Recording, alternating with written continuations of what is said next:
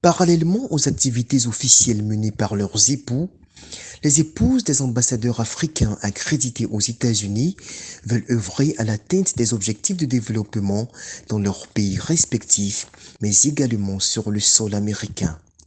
C'est le sens de la rencontre qui rassemblait ce vendredi 9 septembre à Washington, D.C., les membres de l'Association des épouses des ambassadeurs africains, SAAA en anglais, au sein de la résidence de l'ambassadeur Touré Ibrahim, représentant de la Côte d'Ivoire aux États-Unis, dont l'épouse est à l'initiative de ce cadre d'échange. Dans son allocution, Madame Touré a rappelé le bien fondé de cette initiative qui se veut un espace de solidarité entre nos pays africains. A pleasure to welcome you on a sad Saturday on behalf of the Spouse of African Ambassador Association who have made this event possible. We hope that you enjoy this togetherness and leave this event with good memories.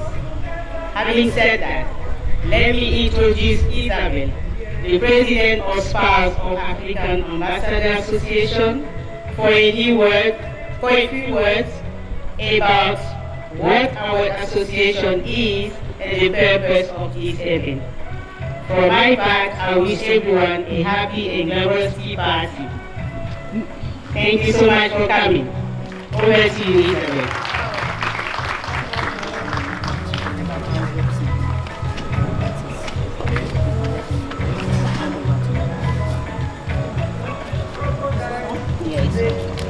Hello ladies, thank you so much for coming today. My name is Isabel dos Santos and I'm the spouse of the Ambassador of Mozambique and I'm also the president of the association that is hosting you today. First, I would like to thank our sister Sally and His Excellency the Ambassador of Côte d'Ivoire for opening their home to host us today. On behalf of my sisters and on my own behalf, I would like to welcome you and thank you for accepting the invitation to join us today. After 2 years of confinement and watching our friends and relatives succumb to COVID-19, we thought this would be a moment to come together, celebrate life, and at the same time raise funds to help children. For those who are not familiar with our association, the Association of Spouses of African Ambassadors is a non-profit organization established by the Spouses of African Ambassadors in DC.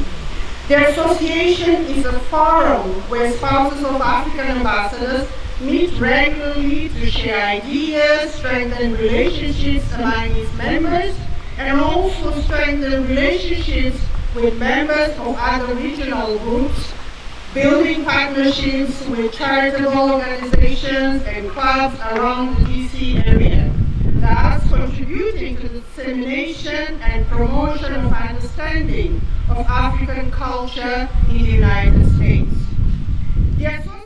Pour joindre l'acte à la parole, une levée de fonds a été organisée, séance tenante en faveur de l'hôpital pédiatrique de Washington, spécialisé dans le traitement des maladies cardiaques des enfants. My name is Isabel dos Santos and I'm the president of the Association of Spouses of African Ambassadors.